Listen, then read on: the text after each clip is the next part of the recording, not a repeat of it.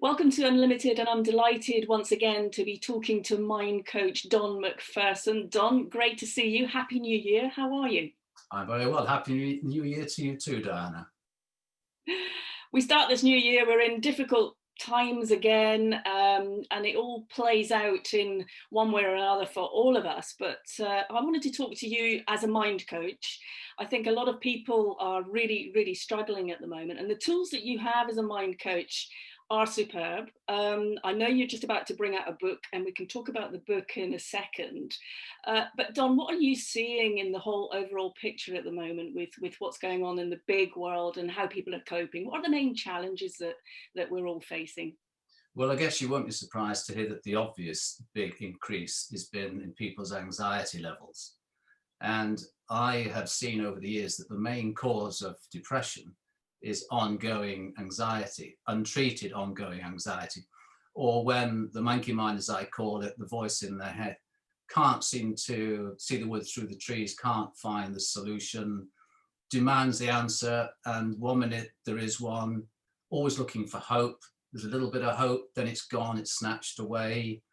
We're up and running, we've got a vaccine, it might not work. It's just this ongoing stop and start, and that is not the way to treat anxiety.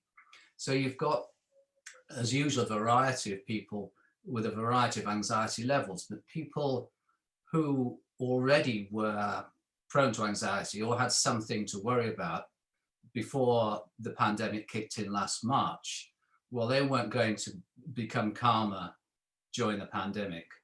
And the reason why people's anxieties got worse, especially if they already had some in the first place, is that, of course, the last thing that you want when you're feeling anxious is loads more time on your hand to sit and potentially ruminate about the fact that you've got something to worry about, maybe more than one thing to worry about. And, you know, people have always got something to worry about. So those are people who went into the pandemic, or the pandemic poured petrol on the fire of anxiety. And if that anxiety is untreated, so the person doesn't know how to deal with it, and why should they if nobody's ever taught them to, then that becomes an unresolved anxiety. And if that goes on and on and on, then that is the road to depression. You know, if something happens to you, if you lose your job, or an animal that you love sadly passes on, you're depressed. But the voice in your head, the monkey, knows that there's a beginning, there's a middle, and an end, like a storm. And pandemics are usually like a storm, but this is a very long storm that keeps blowing up again. What can we do to help ourselves? Because no one's got the complete answers at the moment, but what can we do in the short term, do you think, to help ourselves? Well, I wish there was a magic bullet for this, but obviously in terms of dealing with the anxiety and all the worries that go with the pandemic and the lockdowns and the feeling of being trapped and so on, and will I still have a job, and can I afford the mortgage? Medication must not be forgotten, that people can and should still go and see their GPs. You're obviously asking more specifically about what can we do non-medication, what can we do ourselves to help ourselves feel a little bit better, or put it another way, manage the situation as best we can until we come out of it, because the storm will blow over sooner or later. All storms do, but some storms are worse than others. And this one is still blowing up and making a bit of a mess in our heads. The answer to your question, perhaps more than any other answer, is to attempt to live more in the present moment. Now, when people hear me say that, and when I hear other people say that, I sometimes cringe, because, you know, they're talking about the almost overused here and now.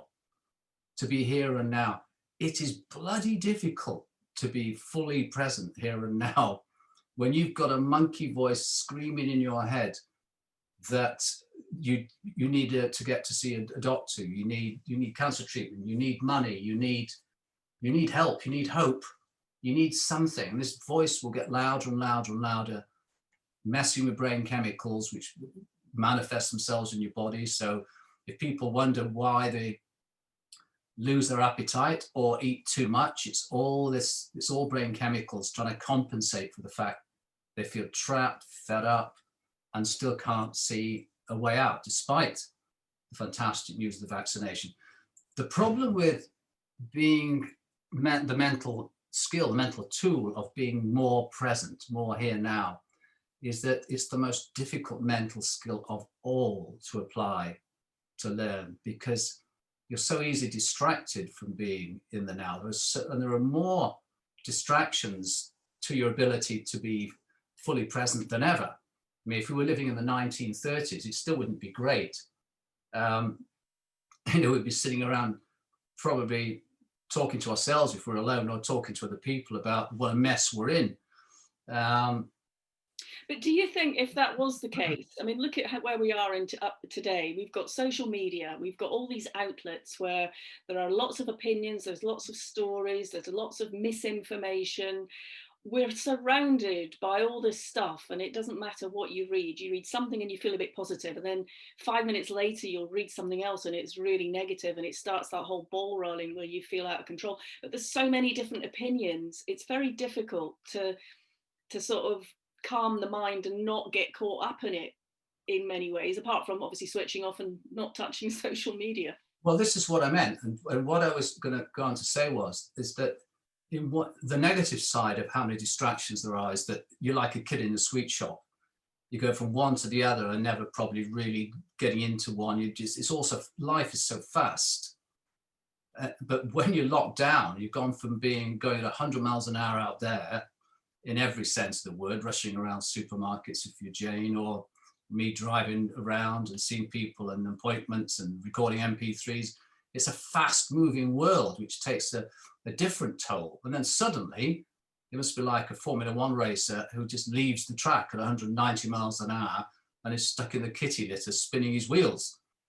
Suddenly you're going absolutely nowhere. And we can share the frustration of a racing driver who's just done that. So there's obviously a lot of good in the distractions that you mentioned, such as social media and the various things. But there's also very clearly a rather dark side to it, where, I'm not very keen on people joining groups where people are already fed up. Join the fed up group.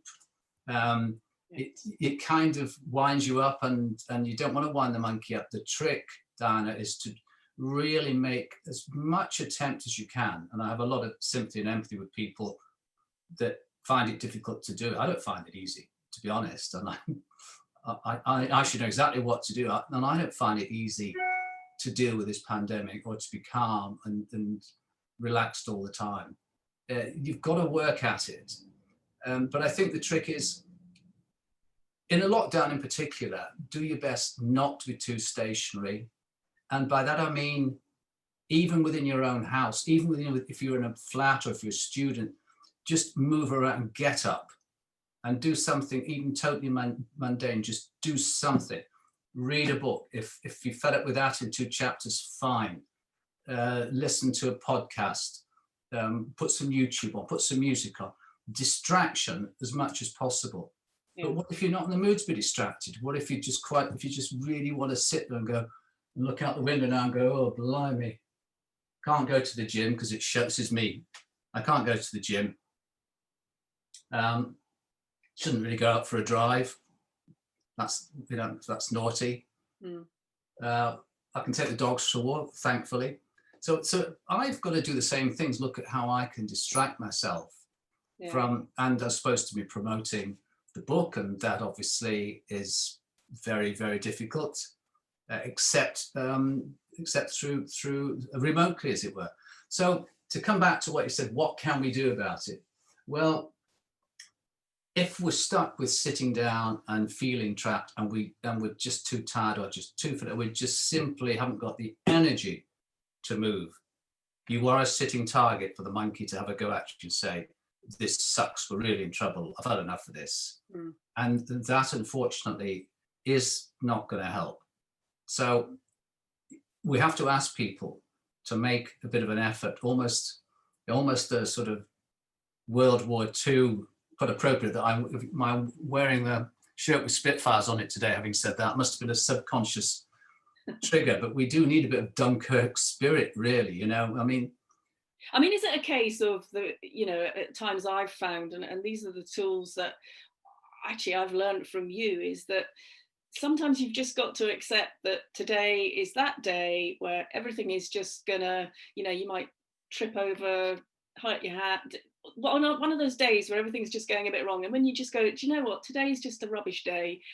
I'm just going to sit down, read a book, chill out, and tomorrow's going to be better. Is it as crucial as that? Just accepting for a moment that, there's nothing you can change, so it will change. I think I'm a big fan of simplicity, and you could not have put that any better and nicely, in nice, simple terms. I think the most important thing for people to do is to sleep. When things can turn to custard very quickly for people is when they're not sleeping. Because you see, what you described then basically is that we all have good days and bad days. But when you're locked in a lockdown and the pandemic and the worry of catching the COVID-19, that makes it far more difficult to be happy and to try and make yourself happy. Don't make yourself happy. Just go along with the process of what can you do. But the most important thing is for people to sleep. And if they can't sleep, I do urge them to go to the GPs and get a little bit of help. The modern sleeping tablets are very safe, because the important thing about a sleep is that often things look different the next morning. Yeah. You can get to the end of the day at 9 o'clock, 10 o'clock at night, think, well, this is another day, another lockdown day tomorrow, another day like today. Oh my God, when's it ever going to end? But a good night's sleep can change the way you feel, and you can feel different about anything in the morning. It's still there, yeah, but you need the energy to deal with it mentally. I'm not talking so much physically, I'm talking mentally. People need to look after their brains, Diana. It still frustrates me a little bit how, and I fell for this trick before I got into learning more about the neuroscience. We're still quick to appreciate the value of going to the gym and physical training, going for a walk, and quite right too, because obviously it has massive benefits. But there's a lot of stuff physically we can't do now, because I just said I can't go to the gym. And that had a big mental plus for me too. So when you can't do things, you have to look to replace them in different ways. But it is important. I urge people to make sure that they are sleeping, because every day is different. Even in a lockdown, every day is different. And things can and often do look better the next day, even in a lockdown. Well, that's good advice. I think, we just have to, as you say, look after ourselves mentally and physically and just do the best we can. But let me move the conversation along now, because obviously I've known you for a number of years. As a mind coach, you've worked with a lot of athletes in the world of sport. I know you don't just work with sport, but you do predominantly work with sport athletes, and you've given a lot of tools and a lot of experiences to a lot of people that have performed at a very high level. Now you've taken all of those years of knowledge and experience and you've written a book. Why did you decide to put the book together, Don? Well, first of all, I have to tell you that my dear old dad, he would be shocked. He would have, if I said if I had ever said to him I finished a book, he would have thought I meant I've just read one. But not that I've written one. He really could not. He could not have grasped the fact that I've written the book. I have to be honest about the book. I never thought I would. I never thought I could, and I never really wanted to. I had no yearning to write and tell people about my story, and without being falsely coy, I genuinely didn't think what I've done is interesting enough. I've been damn lucky. I've ricocheted and meandered my way to where I am now, far more by luck and chance, excuse me, than by design, as was proved by my pathetic exam results. So I have to be clear about something. I've been very lucky. And one big chunk of luck was, as you have just articulated, I have been massively lucky to work with people who have been very successful, who are or have been and still are successful in their lives. As you said, mainly elite sport, but also successful cardiac surgeons, neurologists, people who've really done things, made a difference for people. And I've always admired creative people, whether it be in music or in business, people who just basically have the balls to try something different and come out their comfort zone.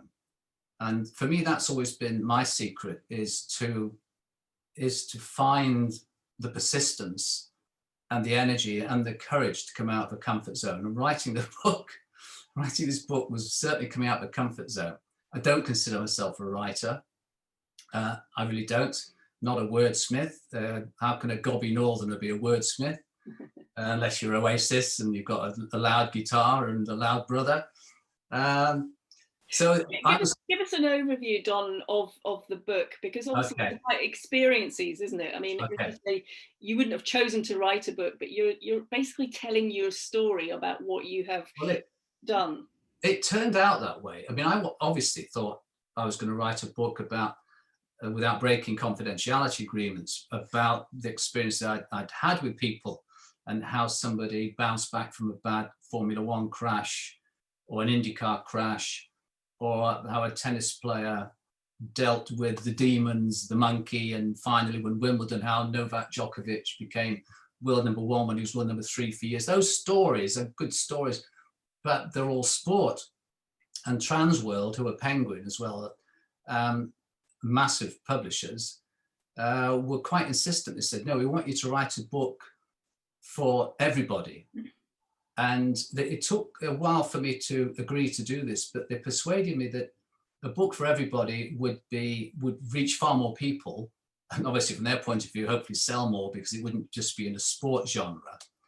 But it started to work as I wrote it, Diana, because I realized that I didn't have to break confidentiality agreements by talking about people that I couldn't, but I could use their experiences about what they did.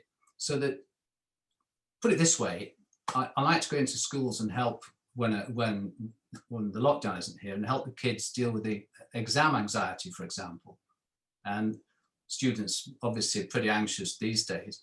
To go into a school and talk to 16-year-olds before their GCSEs or their A-levels, or at Bath University before exams, and say, well, look, this is how Lewis Hamilton is preparing this weekend for the German Grand Prix, for example. This is exactly how he's preparing. If you prepared that way, or if their thing was rugby, this is how Bath Rugby are preparing for this weekend's match. Then the kids could relate to that and say, well, okay, well, obviously that's at a very high level and it's very challenging. Obviously, you don't talk down to them and say, all you're doing is taking an exam, because to them it's massively stressful. So I was able, nearly everything I've learned, nearly everything in the book I've learned from the people I've worked with, and that includes people like yourself. And again, I'm not just saying that to please you, but everybody I have had a session with here or at a racetrack or wherever on a rugby pitch, I've learned something. It's not always massive and something mind-blowing, but it's added to my ability to be a mind coach. It's never for me to say whether I'm any good or not, but the answer to your question in the book is that I didn't want to write another self-help book. I didn't want to say to people and lecture them, listen, in bad times, you need to be calm. You need to control your breath. You need to think more positively. You need to get your self-talk right. You need to get your body posture right. I mean, all of those things are obviously true. But I think I've told you this before, and I'm sorry to repeat it, maybe at another time we chatted, but a famous F1 racer, you know who he is, and I can't say who he is. Despite the big chin and the Scottish accent, I'm not going to tell you who I mean. But he did say that he was fed up when I worked with him of the talky bits, fed up of people like me telling him he needed to be calm, telling him he needed to think more positive. And he said, when is somebody going to beep, beep, show me how to? So the book has got 10 tools in it, which are basically, I call them brain tuners, because I still have this slight bee in my bonnet that we don't look after our brains nearly as well as we look after our bodies. And if you want to achieve balance in life, in lockdown or otherwise, balance means that your mind and body are on the same page. They're working together. They're in sync. If your mind's unhappy, your body's unhappy. If that's not true, what's blushing about? When people blush, that's come from the brain. And the brain is the boss. The body does nothing without the brain's permission. There is incredible value in looking after your brain, but it doesn't come with a manual, does it? No. So nobody knows, and I didn't know until I was 40 odd, that there are actually things, tools you can use to tune your own brain to be, chop the words out now, to be happier, to be healthier, certainly to be more healthy mentally. You can do a hell of a lot more, but you've got to keep your brain well. It's not enough to just keep looking after your body and feeding it. You must do that, because if your body falls over or malfunctions, then yeah, the monkey's going to say, why is my foot aching? I don't like that. What's that? Is that osteoarthritis? I'm in trouble here. You see, that's the balance that we seek in life, the mind and the body together. So you've got to work on both at the same time, in equal measures, and we don't. And this book, I hope the tools in this book will teach people to be their own mind coaches. And if that works, then the people that I teach through the book can teach other people. And then we've got a positive pandemic instead of a COVID.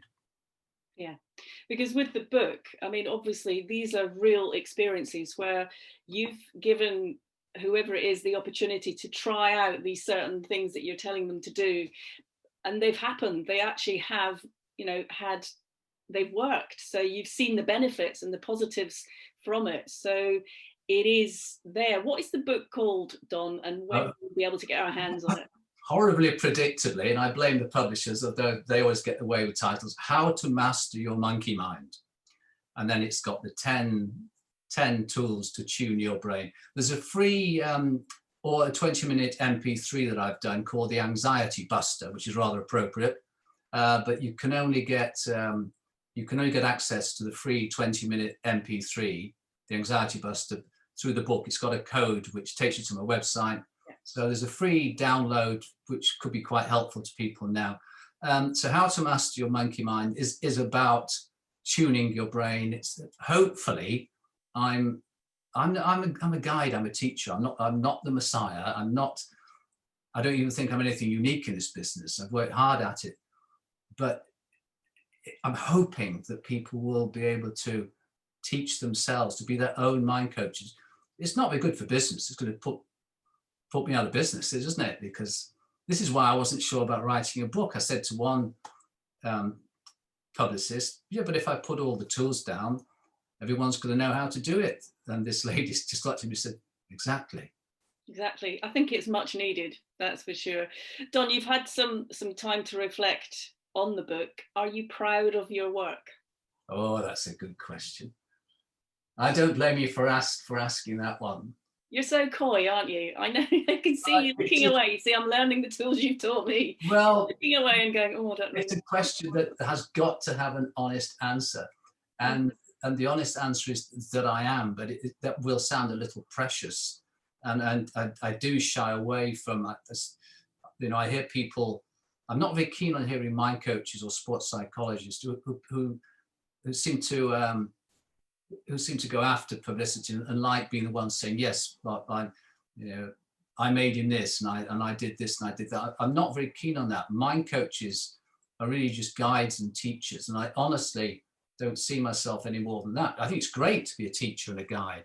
So I will be proud. Here's the honest answer. I will be proud of the book if, when I read the Amazon feedback comments, and I know there's going to be some that say that I'm going to make me happy, because you can't please everybody. We know that. No. Criticism hurts, but all the same, if the majority of people can take something away that does help them to be mentally healthier and more successful and happier, and it teaches them a bit more in a hopefully non-psychobabble way about how they can tune the brain, then, Diana, I will be proud of it. Am I proud of it now? I'm not so much proud. I'm amazed that I managed to get it done. Ran out of excuses because of the time I had. Got a lot of help from some people who nudged me. And what was the Eric Morecambe thing with the Andre Previn thing when he played the piano and he played something badly and Previn said, that's not how you play it. And what was it Morecambe said? They're all the right notes, but not necessarily in the right order. And when I was doing the Gobby Northern a bit and just rambling away, I needed my publishers to say, yeah, all the words are there that we need, but not necessarily in the right order. So I had to sort of put up with this. She was very, very good, and Yeah. more often right, say, no, it would sound better if you said it as it is, as though you were talking. So I was kind of chuffed that I got through something that was very challenging. And I did the audio book in Peter Gabriel's studio, because he's been a pal of mine, a family friend for many years, in Real World, and Tom Jones and Nicolas Cage had just been in before me. So I felt a little bit important rather than impotent, I hope. But anyway, it turned out all right in the end, love. Let's put it that way. It has, but look, I don't think it could have come at a better time. I think lots of people will really benefit from the book, Don, and I have no doubts it will be a success. And I look forward to talking to you again once the book's released and taking it to the next step. But for the moment, thank you so much for chatting once again. You're welcome. Thanks for having me.